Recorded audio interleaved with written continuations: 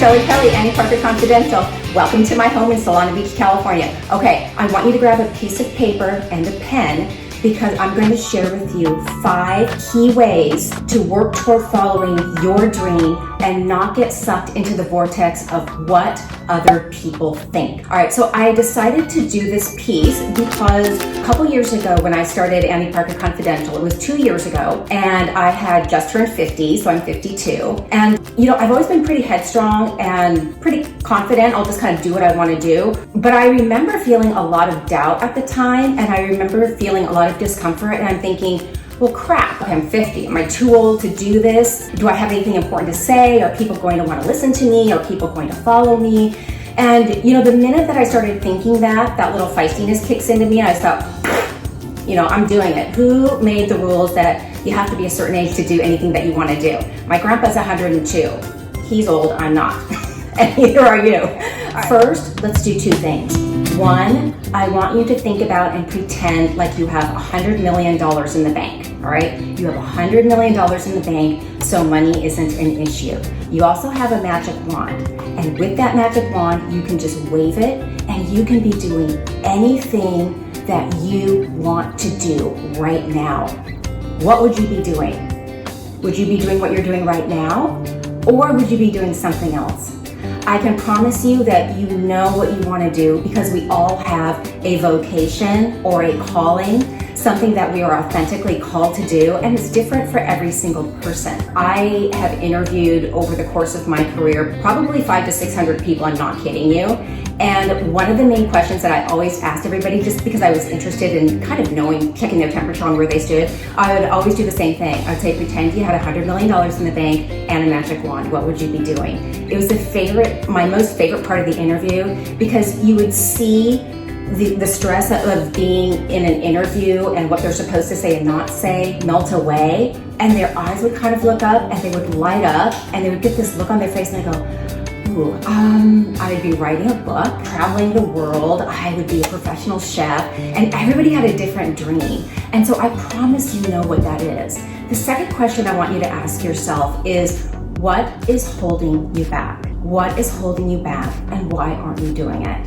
One of the main things that most people will say once you get past all the, well, I can't because, that's why I said give yourself $100 million, is deep down level, people are afraid of how they will be judged. Maybe you're going to be a disappointment to your parents. What will your friends and family say? Are you going to be embarrassed when somebody says, what do you do? And I go, oh, I'm a blogger. Are they going to go, what's that? So there are 5 main ways to navigate through that and start living your dream, or at least working through it. Number 1, remember this. People would care less about what others think if they knew how little others think about them. Let me say that again. People would care a lot less of what other people think if you knew how little other people think about you. Let me give you an example. I have a really good friend, and I'm not gonna say her name because you might know who she is. It was a long time ago, and she was getting married. She was kind of having some doubts before the wedding, and everybody was flying in from out of town, and everybody was gonna be at the hotel, and it was this big, huge 300-person wedding, and she's like, I've got to go through with it.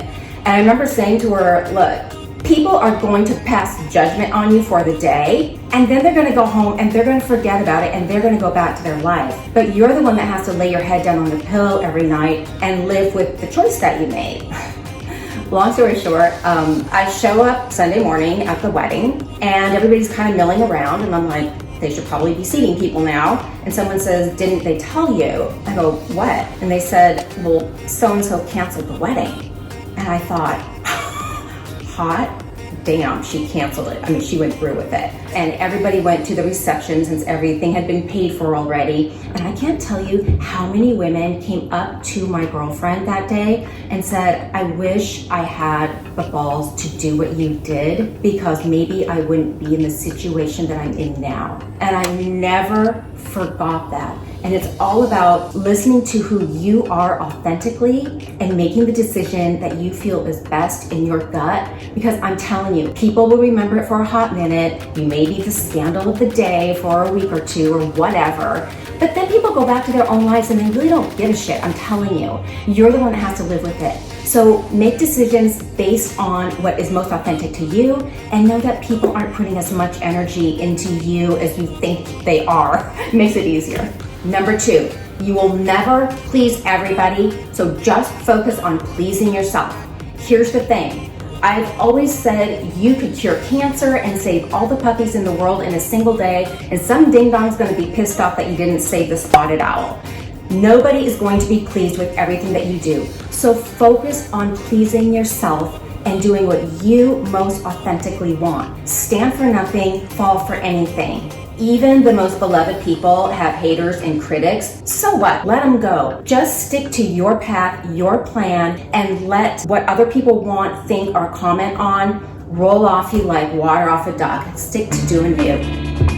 Okay, number 3. Understand and accept that mean people hate themselves. It's not about you. Don't plead your case, don't engage with them, don't have a conversation, ignore them and disengage. Engaging with them fuels the fire. It's like giving oxygen to a flame. That's what they want. Suffocate them with non-responsiveness. There is no bigger diss than somebody who doesn't give a rat's ass what you think or what you say and completely ignore you. So that's how you deal with mean, nasty people. And the more that you do that, the stronger that you feel because you're not allowing that negative energy to permeate into your life, and the more confident you feel about just moving forward and doing what you're doing.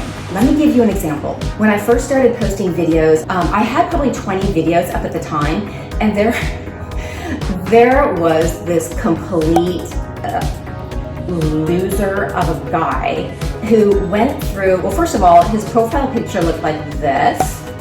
I'm not kidding you. It was an avatar of a dog. So anytime somebody has an avatar like that, I'm just saying. If he went through all 20 of my videos and made the meanest, nastiest, most horrible comments on my videos that you could possibly think of, which is now why when you comment on my video, it's held for review. He's the reason. I mean, everything from she's fat to your face is fat, you're ugly. And I mean, listen, at a certain age, maybe I would have had my feelings hurt. At this age, I'm like, okay, first of all, if you're stalking 20 of my videos, bitch, you're a fan. And secondly, block, delete, and report for violating community guidelines, because I promise you, I'm not the only woman he was doing it to, and I certainly don't want him doing it to, younger women who maybe haven't had as much shit thrown at them as a lot of us have, and it would hurt their feelings. I don't want him doing that. So look, just disengage, block them, steer clear of them, don't go to events that they're at, and understand that it isn't you, and I promise you're not the only person that they're nasty to. And again, the more you disengage, the more you understand that they're just angry people in the world, and let it go, the stronger you feel. And the stronger you feel, the more energy you have to invest in your dream. Number 4, we all make mistakes. If you are a human being and not a robot, you've made mistakes. You've made little tiny ones, you've made medium-sized ones, and you probably had a few big doozy F-ups. We all have. Samesies. The worst part of making a big mistake, especially a public one, is worrying about what other people think of you. Are they disappointed in me? Do they just think I'm a complete ding-dong? Do they think I'm incompetent? That's one of the worst things about it, aside from feeling embarrassed. And embarrassment is also because you're worried about what other people think of you. Give yourself a break. Let's exercise some self-compassion. Not only self-compassion for ourselves, but compassion for other people too. I think that's extra important in understanding that we're all just on the same path, meaning we're trying to get through life, do the best that we can, be the best people that we can, and we're going to make mistakes. And so when somebody else makes mistakes, give compassion. When you make a mistake, give yourself a break and give yourself self-compassion. Remember that the people judging you or that you think are judging you have all made big mistakes too. It's not a big deal. When I make a big mistake and I find myself getting sucked into the vortex of crap, what's she going to think of me? Hard stop. And I find myself just going, okay, I made a mistake. What did I do wrong? What could I have done differently? That's the important thing, is you want to learn from it. What will I do differently next time? Use it as a learning experience, and then just say, you know what? People make mistakes, and I'm a person. I goofed, and I'm moving on. Finally, number 5, look, life is too short. Life is too short to give a rat's ass about what anybody else thinks. It's your life. You decide what you want. Disregard what other people want for you and what other people think you should be doing. It isn't their business. It isn't their call. It isn't their life. Focus on your goals, big or small. Not allowing the worry of what others might think to take over and stop you from following the path or the dream that you have for your own life is the main priority. The person who has control over your life is you. You're the only person that can control your life, so make it a great one. Okay, if you have any questions or comments, as always, please feel free to do that below the video. I always read them, and I hope that you found at least 1 or 2 good takeaways to help navigate your dream and get you on the right path or fire you on forward. All right, for all things wellness, style, beauty, fitness, and healthy living, visit me on the blog, AnnieParkerConfidential.com, and I'll see you on the blog.